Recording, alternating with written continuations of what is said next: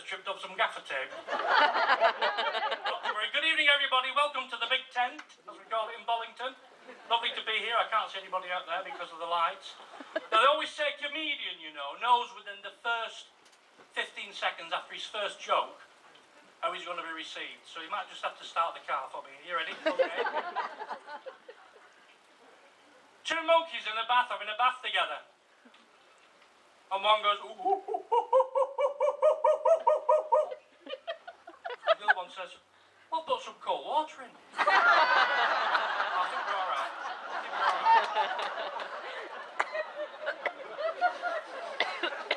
The orchestra's laughing, that's a good sign. Nick Winterton sends his apologies tonight. Terribly sorry, but he can't get the ticket money back on expenses. He's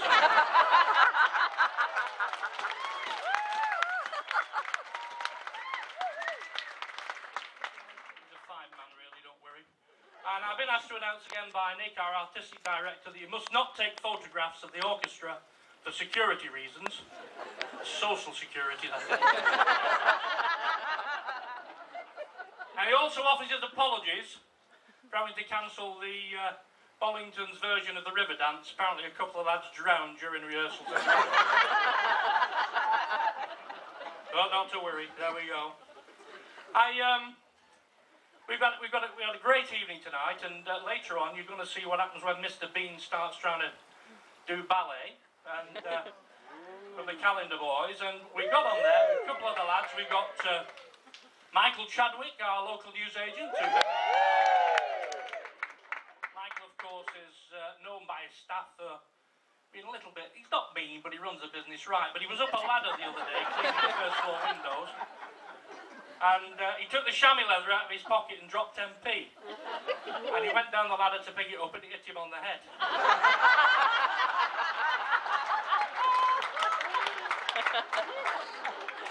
He's the best received out of all of them. And Jeremy Heathcote, of course, our local boxer. He's the man with the big chopper in the photograph. Jeremy, of course, is known in Bollington as Hippopotamus Heathcote. That's because he's thick-skinned, horny, and charges a lot.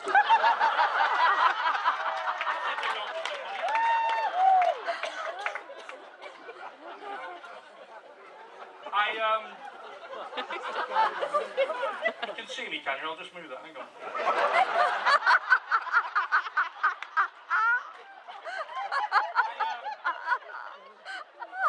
I've got to tell you, though, I'm so relieved to have a booking so soon after Christmas. In fact,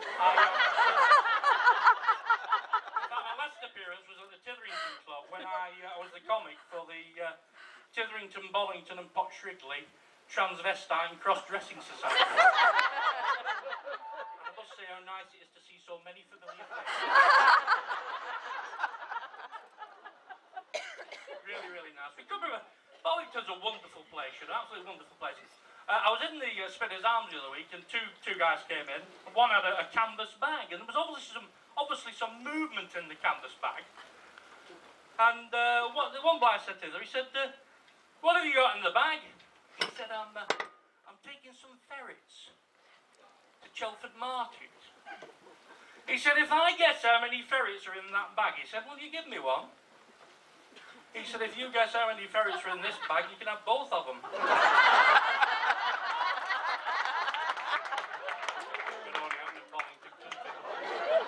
I'll tell you.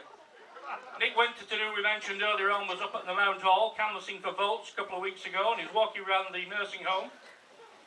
And he stopped and he said to this lady, hello, Nick Winterton.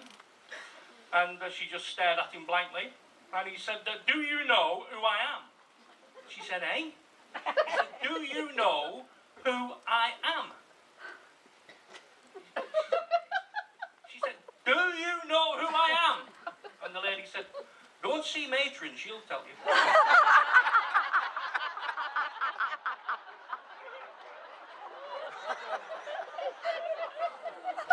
Also, a very bad incident up at Mount Hall, which I can tell you about. There's a chap up there, let's say he's confused. And old lady going down the corridor on a Zimmer frame. And this chap jumps out in front of her. He said, excuse me, madam, Macclesfield Police. Macclesfield Police, he said. Have you got a licence for that, Zimmer frame? So he stopped her before, so she just goes in a handbag and she waves a pension book. He said, everything seems to be in order, thank you very much, have a nice day. Thank you very much. Following day, she's going down the corridor again. Sorry to stop you, madam, routine check, Macclesfield Police. What's the matter now? Have you got an MOT for that, Zimmer frame? So she gets a book of postage stamped out of her bag, gives it to him. He said, that seems to be in order, thank you very much. Following day, she's going down on the Zimmer frame again. He jumps out in front of her, stark naked. And the woman says, oh no, not that breathalyzer again.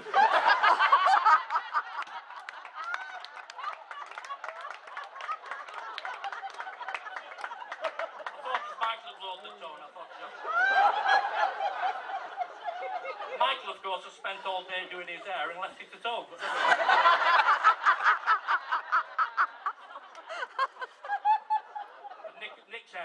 Nick's haircut, of course, he calls it watership down. It's two hairs running across an open space.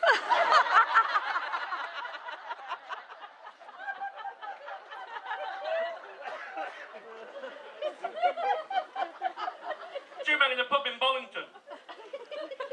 One says to the other, are you alright? Alright, he said, I'll be alright tomorrow. On the plane. Booked a holiday on teletext. I'm going tomorrow. He said, do you and the wife still smoke? He said, no, we packed in. He said, will you bring me some cigarettes back? Of course I will. He said, what do you want? He said, bring me 400 Bensons. He said, of course I'll bring you 400 Bensons. He said, I'll see you in here a week on Thursday. So he goes back in the pub a week on Thursday, comes in with his Marlboro bag, puts it on the table. He said, there's your cigarettes. He said, how much do you owe you? He said, 125 quid.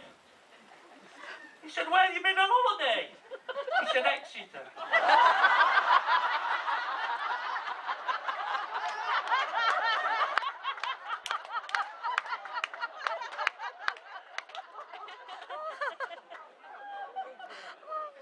Two lads in a pub watching Brews at 10.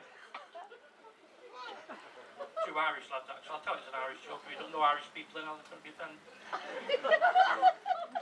The guy reading the news comes on and he says, man threatens to jump off the top of Blackpool Tower. He said, I'll tell you what, Michael. He said, I'll bet you £20 he jumps. He said, I'll bet you £20 he doesn't. Of course he jumps. Patrick says, well, there you are, Michael. You won the bet fair and square. There's your £20. He said, no, I'm not going to take it off you. He said, why? He said, well, I have to confess, I cheated. He said, what do you mean you cheated? He said, well, I watched the news at 6 o'clock. He said, well, so did I, but I didn't think he'd do it again. Have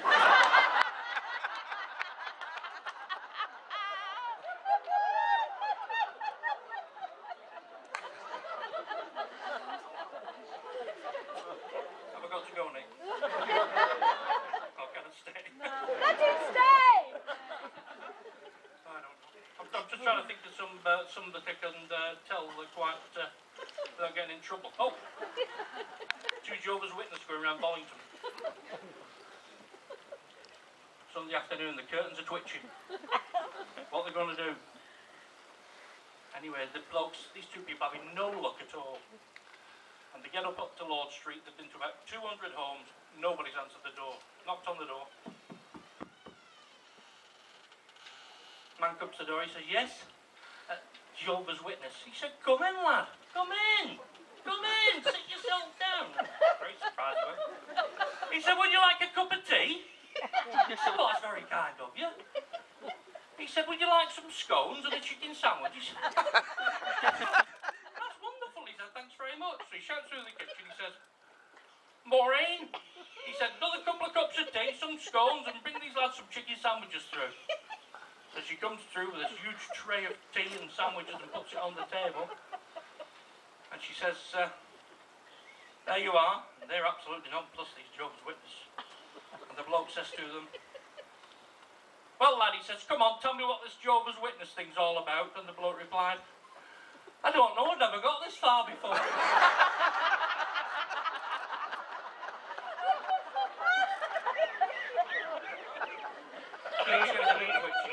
Listen, you've been a great audience. Thank you very much. Thank you very much, and thank you because the orchestra was terrific night. Thank you. Now, what I didn't tell you, I was going to do some impressions, but I'll just do a quick one. This is an impression of a cowboy. Ready? Are you ready for this? Cowboy. I could double glaze you, 8 windows and 2 doors.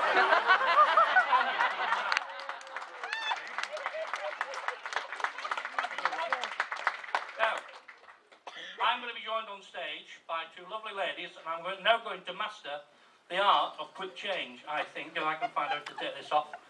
We're going to do a song. I'll be hopelessly out of tune. Nick will be scowling at me, but we'll see how we go. So just bear with me, please.